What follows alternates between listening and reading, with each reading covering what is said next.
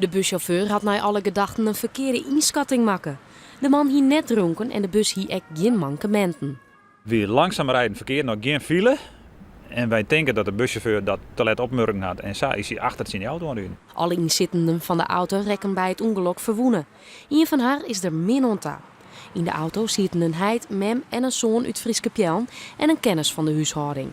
Ze wienen op waai naar de wedstrijd SC Heerenveen Harkemasse Boys.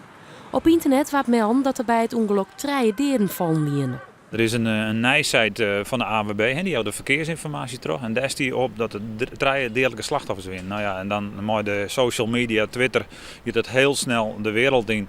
Ja, en het weer voor u een hele tour om dat te ontzien dat het net zo weer. Dus ja, je krijgt de hele landelijke media hoe je heen van mensen die willen weten wat er gebeurt, die willen direct heen, die willen interviews hebben. Maar in ieder geval, het weer helemaal net niet sprake. Er weer alleen sprake van slimme verwondingen.